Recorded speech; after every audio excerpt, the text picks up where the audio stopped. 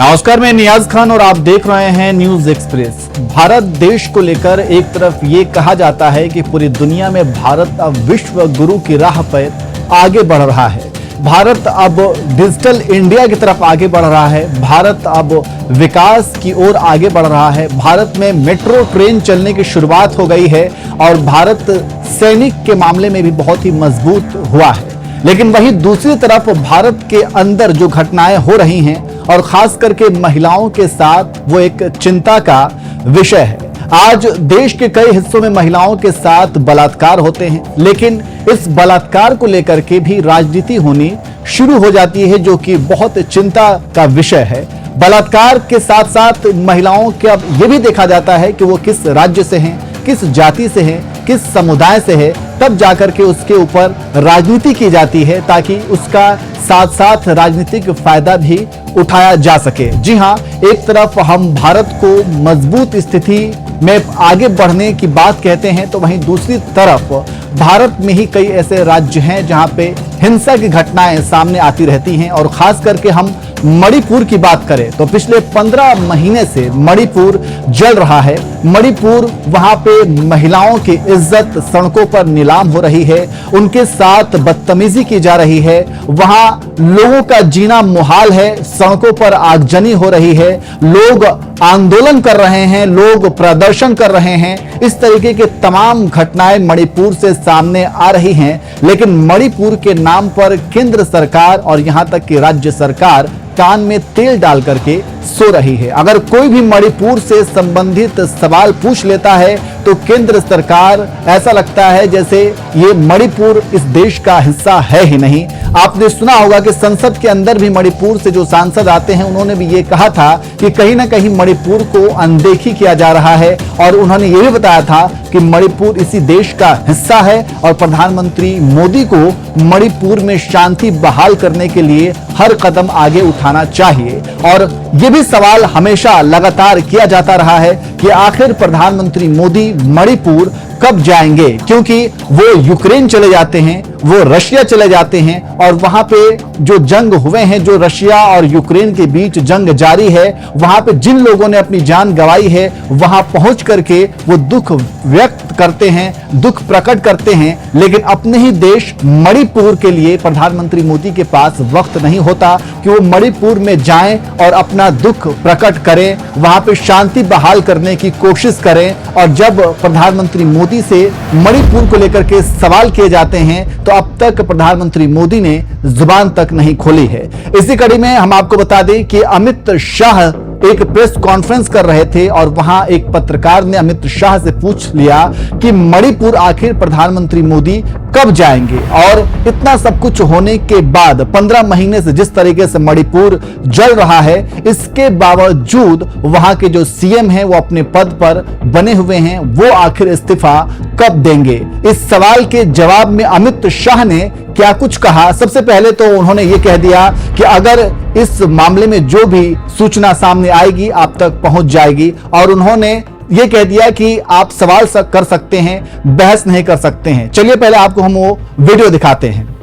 के साथ ही है सारा प्राइम मिनिस्टर नरेंद्र मोदी जी का बर्थडे है और इस बर्थडे में मणिपुर में विजिट करने का कुछ डिसीजन अनाउंस करके कुछ ऐसा कुछ है कि prime minister Modi ji Manipur visit करेंगे। और सेकंड, चीफ मिनिस्टर अभी भी कंटिन्यू कर रहे हैं। सर, चीफ मिनिस्टर अभी भी कंटिन्यू कर रहे हैं इतना वायलेंस के बाद भी। आप कुछ प्लान है रिप्लेस करने का मणिपुर का चीफ मिनिस्टर? सकते हैं, बहस नहीं कर सकते। सर 44 तो सुना आपने अमित शाह क्या कह रहे हैं जब एक पत्रकार ने उनसे पूछ लिया कि प्रधानमंत्री मोदी मणिपुर कब जाएंगे। वहां पे 15 महीने से लगातार हिंसा जारी है, वहां महिलाओं की इज्जत के साथ खेला जा रहा है, सड़कों पर उनकी इज्जत नीलाम हो रही है। लेकिन प्रधानमंत्री मोदी अब तक वहां का दौरा नहीं किया हुआ है। इसी पर अमित शाह, ऐसा लग रहा है कि वो भड़क गए और उन्होंने ये कह दिया कि इस हवाले से जो भी सूचना होगी आप तक पहुंच जाएगी, आप सवाल कर सकते हैं, बहस नहीं कर सकते हैं। हालांकि इस वीडियो के सोशल मीडिया पर वायरल होने के बाद बहुत से लोग प्रतिक्रियाएं भी दे रहे हैं। चलिए हम आपको अब एक एक प्रतिक्रिया भी पढ़कर सुना देते हैं कि इस वीडियो के वायरल होने के बाद लोगों ने कमेंट करके क्या कुछ कहा है। एक यूजर ने तंज कसते हुए लिखा, अब समझो कि मोदी जी क्यों प्रेस कॉन्फ्रेंस नहीं करते। शिव नाम के यूजर ने सवालिया अंदाज में लिखा, यह सवाल से भागना हुआ या सत्ता के दम का आहत होना हुआ, गृह मंत्री से नहीं तो सवाल किससे करें। उमेश नाम की यूजर ने लिखा, 10 साल से किसी सवाल का जवाब मिला है क्या? वैसे पत्रकार महोदय ने हिम्मत तो दिखाई सवाल पूछकर।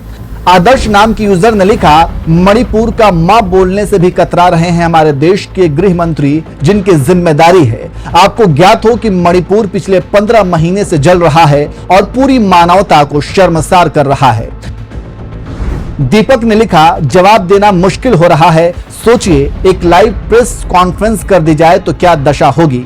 एक यूजर ने लिखा, जब सवालों के जवाब नहीं होते तब केवल खींच ही बचती है जो दिखाई दे रही है, शब्दों में और भाव भंगिमा दोनों में। अवधेश नाम की यूजर ने लिखा, इनके पास प्रेस के सवालों का जवाब ही नहीं होता, इसलिए ये प्रेस कॉन्फ्रेंस नहीं करते, कभी ये जवाब देते नहीं और साहब कुछ बोल नहीं पाएंगे। एक यूजर ने लिखा, मणिपुर के नाम पर भाजपाइयों की बोलती बंद हो जाती है। अभिनव नाम की यूजर ने लिखा, गृह मंत्री को इतना सा सवाल कि हिंसा के बावजूद मणिपुर के सीएम अभी भी अपनी कुर्सी नहीं छोड़ रहे हैं, बहस लग रहा है। प्रधानमंत्री के जन्मदिन पर उनकी सरकार अगर इस सवाल का जवाब नहीं दे पा रही तो केंद्र सरकार के पहले 100 दिनों की सबसे बड़ी विफलता है। तो इस तरह से लोग सोशल मीडिया पर लगातार कमेंट कर रहे हैं, लेकिन एक बात तो गौर करने वाली है, क्योंकि इस मामले में राजनीति बहुत होती है। अगर बंगाल के संदेश खाली में महिलाओं के साथ महिलाओं के बलात्कार की खबरें आती हैं तो प्रधानमंत्री से लेकर के गृह मंत्री तक बिल्कुल एक्टिव नजर आते हैं, सक्रिय हो जाते हैं और उसके जांच की मांग करते हैं। और बिल्कुल ऐसा होना भी चाहिए। महिलाएं चाहे कहीं के भी हों, अगर उनके साथ यौन उत्पीड़न की खबरें आ रही हैं, यौन उत्पीड़न की घटनाएं आ रही हैं, तो इसी तरीके से सक्रिय होना चाहिए। अभी फिलहाल कोलकाता के एक मेडिकल कॉलेज में भी ऐसा ही कुछ हुआ। कई दरिंदों ने मिलकर के एक डॉक्टर महिला के साथ बलात्कार किया और इस बलात्कार की घटना के बाद से भी आपने देखा कि देश भर में आंदोलन हुआ और बलात्कारियों के खिलाफ सख्त से सख्त कार्रवाई करने की मांग की गई। तो अगर इस तरीके की घटनाएं आती हैं तो जरूरी है कि ऐसे लोगों के खिलाफ, ऐसे दरिंदों के खिलाफ सख्त से सख्त कार्रवाई की जाए। लेकिन वहीं अगर हम मणिपुर की बात करें, और बार बार हम ये कहते हैं कि मणिपुर में जो 15 महीने से हो रहा है, आखिर उस मणिपुर पर प्रधानमंत्री मोदी क्यों नहीं बोल रहे हैं? आखिर गृह मंत्री अमित शाह उस मणिपुर की घटना पर जुबान क्यों नहीं खोल रहे हैं? आखिर 15 महीने से मणिपुर में जो नंगा नाच हो रहा है, जो महिलाओं के साथ बलात्कार की खबरें सामने आ रही हैं, उस पर अंकुश क्यों नहीं लग पा रहा है? क्या ये राज्य सरकार और केंद्र सरकार की नाकामी नहीं है? और अगर मणिपुर के ऊपर कोई सवाल पूछ देता है तो फिर मंत्री जी भी बौखला जाते हैं। जैसा कि आपने देखा कि जिस तरीके से एक पत्रकार ने मणिपुर को लेकर के सवाल पूछा तो अमित शाह ने ये साफ तौर पर कह दिया कि जब सूचना आएगी तो आपको मिल जाएगी और आप सवाल कर सकते हैं, बहस नहीं। अब जरा सोचिए, अगर एक पत्रकार सवाल पूछ रहा है तो वो बहस कैसे हो गया? अगर वो पूछता है कि प्रधानमंत्री मोदी 15 महीने से वहां पे हिंसा की घटनाएं सामने आ रही हैं, लेकिन प्रधानमंत्री मोदी अभी तक वहां पे नहीं गए, वहां का दौरा नहीं किया, तो इसमें गलत क्या है? अगर वो पूछते हैं कि अगर मणिपुर की सरकार, वहां के जो सीएम हैं, 15 महीने के बाद भी अपने पद पर बने हुए हैं और ये सीएम की नाकामी है या नहीं है, तो इसमें गलत क्या हो गया और इसमें बहस क्या हो गई? वैसे आप इस वीडियो को फिर से देखिए और कमेंट करके बताइए कि अगर पत्रकार ने ये सवाल पूछा है तो इसमें गलत क्या है, और आप इस पूरे मणिपुर की घटना को कैसे देखते हैं, कमेंट करके जरूर बताएं।